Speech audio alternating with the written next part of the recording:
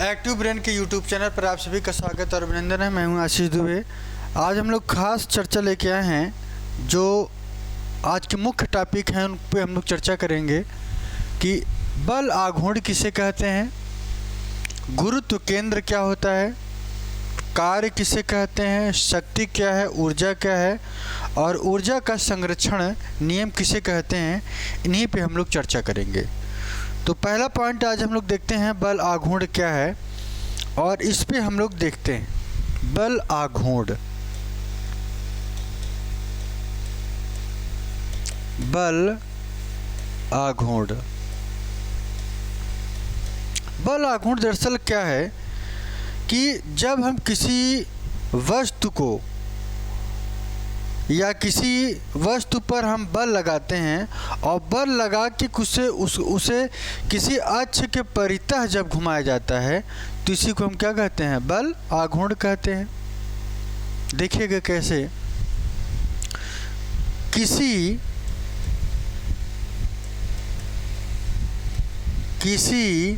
बल द्वारा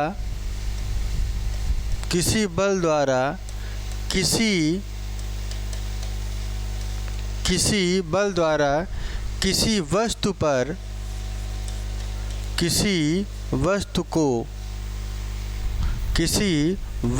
को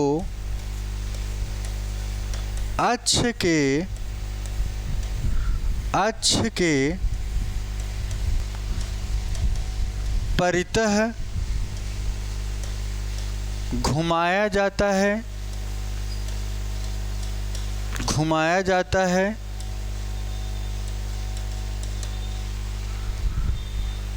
बल आघूर्ण कहलाता है।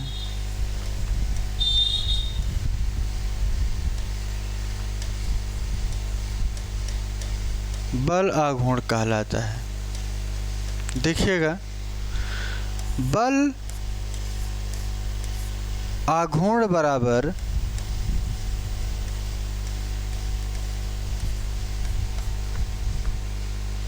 बल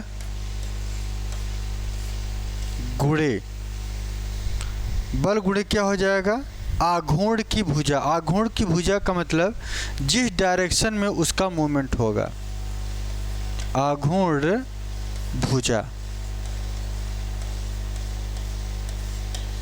पहली बात कि बल लगेगा और बल लगाने से क्या होगा, आघूर्ण होगा, मतलब अक्ष के परितः घुमाया जाएगा। कैसे, थोड़ा सा देखिएगा। आपने देखा होगा कि आपके घर में जो दरवाज़ा होता है, यहाँ दरवाज़ा होता है और इस दरवाजे में एक कुंडी होती है। क्या होती है, एक कुंडी होती है।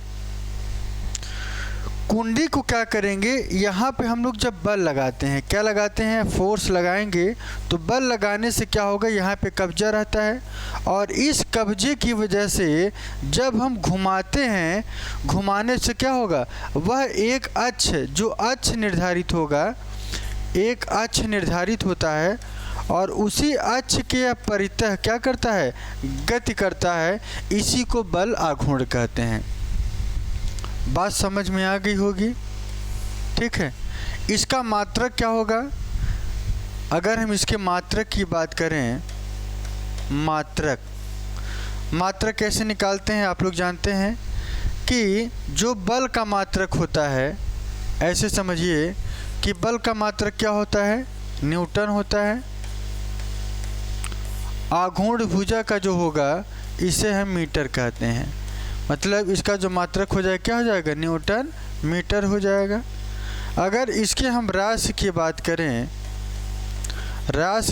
करें तो अक्ष के परितः घूम रहा है। हमने बताया है कि जब डायरेक्शन निर्धारित होगा तो ये कौन सी राशि होगी, सदिश राशि होगी। कौन सी राशि होगी, सदिश राशि होगी। ये महत्वपूर्ण चीज़ें ये है कि इसका मात्रक क्या है, राशि क्या है, यही सारी चीज़ें आपसे परीक्षा में पूछी जाती हैं। इसके बाद हम लोग आगे की तरफ चलते हैं। अगला जो पॉइंट है, गुरुत्व केंद्र किसे कहते हैं। ध्यान दीजिएगा, गुरुत्व गुरुत्व केंद्र,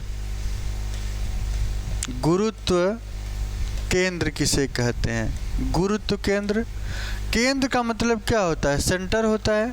और सेंटर क्या होगा? जैसे मान लीजिए कि ये कोई सिस्टम है और इस सिस्टम का एक केंद्र होगा, और वो केंद्र ऐसा केंद्र होगा जो कि पूरे सिस्टम का जो पूरा एरिया है, इसका पूरा संपूर्ण जो क्षेत्र होगा, मतलब इसका जो संपूर्ण द्रव्यमान होगा, यह सभी का सभी एक जगह केंद्रित रहता है। इसी को क्या कहते हैं? गुरुत्व केंद्र कहते हैं। ऐसे समझिए कि जैसे कि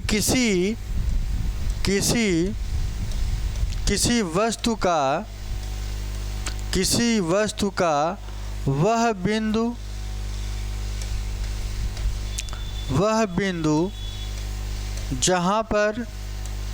जहाँ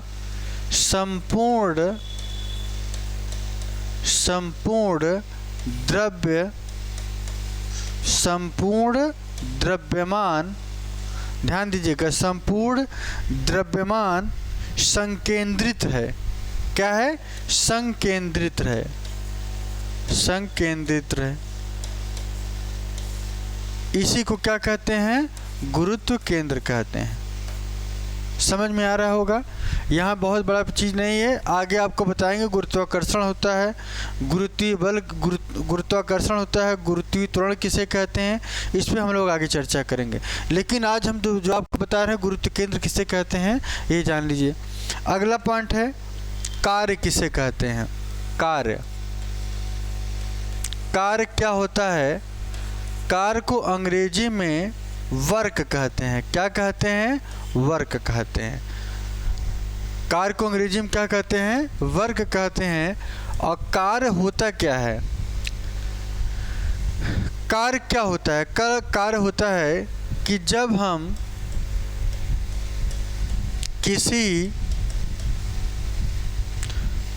किसी वस्तु पर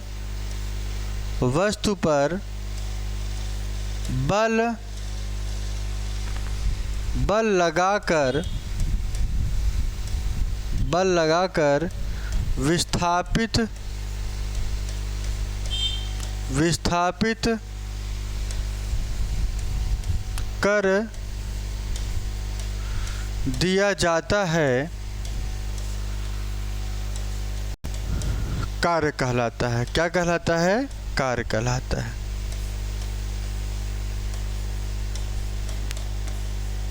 जैसे देखिएगा,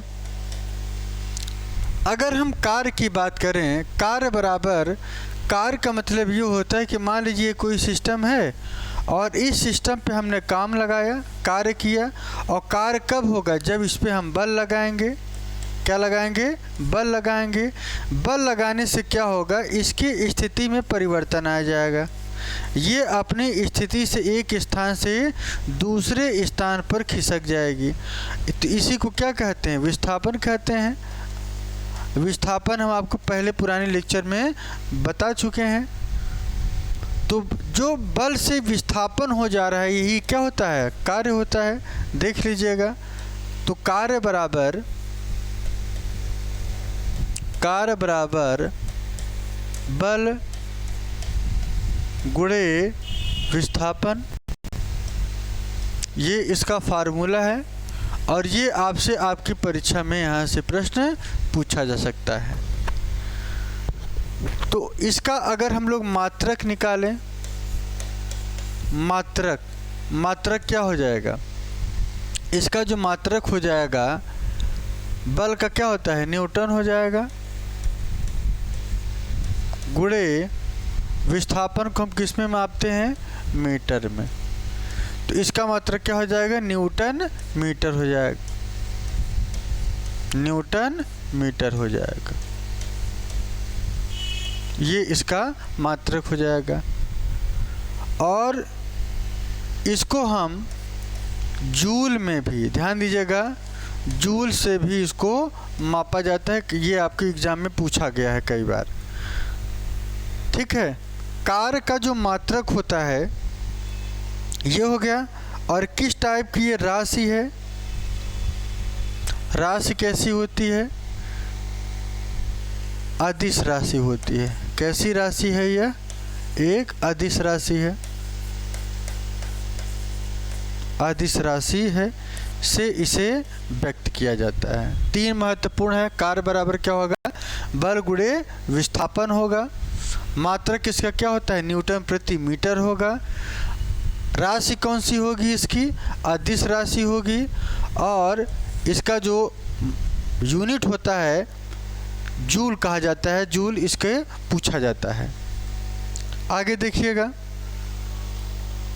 कार्य का मात्रक। इसके बाद हम लोग अगले पॉइंट है शक्ति किसे कहते हैं? शक्ति किसे कहते हैं? शक्ति शक्ति क्या होता है कि किसी कर्ता के द्वारा, किसी कर्ता का मतलब जो काम कर रहा है, किसी कर्ता के द्वारा कार्य करने की दर को कार्य करने की दर को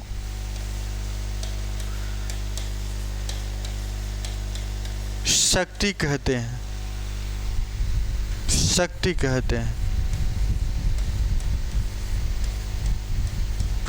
दरअसल शक्ति क्या होता है? सामर्थ्य होता है।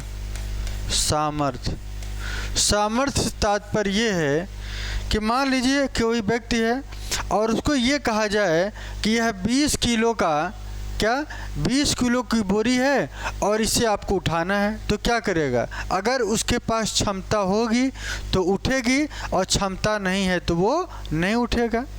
ऐसे समझिए, अगर उसके पास क्षमता होगी तो उठा लेगा और अगर क्षमता नहीं होगी तो नहीं उठा पाएगा। मतलब आप ये समझिए कि अगर हम किसी काम को कर ले रहे हैं तो उसे क्या कहलाते हैं? सामर्थ्य कहलाता है, शक्ति कहलाती है। और किसके द्वारा होगा? किसी कर्ता के द्वारा होगा। तो कहने का मतलब ये है कि जो सामर्थ्य बराबर क्या होता है? सामर्थ्य या शक्ति बराबर, सामर्थ्य या शक्ति बराबर क्या होगा? कार्य बटा समय। कार्य बटा समय। इसका जो मात्रक होता है वो क्या होता है? जूल हो जाएगा इसका मात्रक। तो ये डिफिनीशन ये पूछा जाता है कि कार्य किया जाए किसके द्वारा? किसी भी ऑब्जेक्ट के द्वारा, किसी के द्वारा काम किया जाए, इसी को हम क्या कहते हैं? शक्ति कहते हैं या सामर्थ्य कहा जाता है। इसका जो यूनिट होता है जूल होता है, इसका भी मात्रक ये पूछा गया है। एक चीज़ और आपको बता दें, जो शक्ति है एक अश्वशक्ति बराबर, ये पूछा जाता है, एक अश्वशक्ति बराबर 746 वाट होता है। ये बहुत ही महत्वपूर्ण है, आपकी परीक्षा में ये पूछा गया है। ठीक है, एक अश्वशक्ति बराबर क्या होता है? 746 वाट होता है। इसके बाद हम लोग थोड़ा सा और आगे की तरफ चलते हैं। ऊर्जा क्या होता है? ऊर्जा का मतलब क्या होता है? एनर्जी। आप ये समझिए कि एनर्जी दरअसल होता क्या है कि किसी वस्तु के कार्य करने की जो क्षमता आ जाए। ध्यान दीजिएगा, किसी वस्तु के कार्य करने की क्षमता को ऊर्जा कहते हैं। ऊर्जा कहते हैं। थोड़ा सा देखिएगा, आपने एक चीज़ देखा होगा कि जब हम किसी काम को करते हैं और काम करने में ऊर्जा लगती है, और वो ऊर्जा जो कार्य करने में सहयोग प्रदान करती है, काम को करने में अपना जो उसमें इंक्लूडेशन होता है, उसी को हम क्या कहते हैं, ऊर्जा होती हैं। अब आप ये समझिए, यह ऊर्जा सभी जगह व्याप्त होती है, सभी जगह, चाहे आपके शरीर के अंदर, चाहे कोई प्लांट हो, चाहे कोई भी ऐसा सिस्टम जहाँ पे ये ना हो, जिसके पास ऊर्जा होगी, उसी को मान लीजिए कि वहाँ पे कार्य करने की क्षमता, किसी वस्तु के कार्य करने की क्षमता जो होगी, उसी के क्या कहते हैं, ऊर्जा के द्वारा ऊर्जा कहते हैं। चाहे इसे मशीन मान लीजिए या कोई भी सिस्टम हो, सभी की सभी चीज़ें इसमें क्या आएंगी, कार्य करने की क्षमता को क्या कहते हैं, ऊर्जा कहते हैं। इसके बाद थोड़ा सा और लोग आगे की तरफ चलते हैं। ऊर्जा क्या होता है? ऊर्जा एक अदिश राशि है। कैसी राशि है? अदिश राशि है। ऊर्जा आपका कहीं भी लग सकता है, इसके लिए किसी डायरेक्शन की ज़रूरत नहीं होती है। दूसरा चीज़, ऊर्जा दो तरीके से होता है। जो ऊर्जा है यह दो तरीके से होता है। एक है स्थितिज ऊर्जा, दूसरा गतिज ऊर्जा होता है। गतिज ऊर्जा होता है। स्थितिज ऊर्जा क्या होता है? स्थितिज ऊर्जा मतलब आप ये समझिए कि कोई सिस्टम है और इस सिस्टम में जो ऊर्जा उपलब्ध होती है वह ऊर्जा क्या होगी, स्थिर रहती है। उसी को क्या कहते हैं, स्थितिज ऊर्जा कहते हैं। इसका परिवर्तन हो सकता है, आकृति की वजह से इसका परिवर्तन हो जाएगा और इसे क्या कहते हैं, स्थितिज ऊर्जा कहते हैं। दूसरा है गतिज ऊर्जा। गतिज ऊर्जा का मतलब क्या होता है, गति हो जाए। और गति कब होगा, जब उसकी वैल्यू हाफ m² हो जाएगा। m क्या हो जाएगा, मास हो जाएगा, द्रव्यमान हो जाएगा। और v जो है उसकी क्या हो जाएगी, वेलोसिटी हो जाएगी, वेग जिसे कहते हैं। तो हाफ mv², ये इसका यूनिट है। ये भी बहुत परीक्षा में पूछा गया है कि ऊर्जा क्या है, कितने टाइप के होते हैं। दो प्रकार की, एक स्थितिज ऊर्जा है और दूसरा गतिज ऊर्जा है। इसके बाद हम लोग थोड़ा सा और आगे की तरफ चलते हैं। इसमें जो राशि है यह अदिश राशि है, आपको आप बता चुके हैं। अगला पॉइंट है ऊर्जा का संरक्षण का नियम। क्या? ऊर्जा के संरक्षण नियम। यह नियम क्या कहता है, थोड़ा देखिएगा। ये जो नियम है, इस नियम में ये कहा गया कि ऊर्जा को न तो उत्पन्न किया जा सकता है, उत्पन्न किया जा सकता है,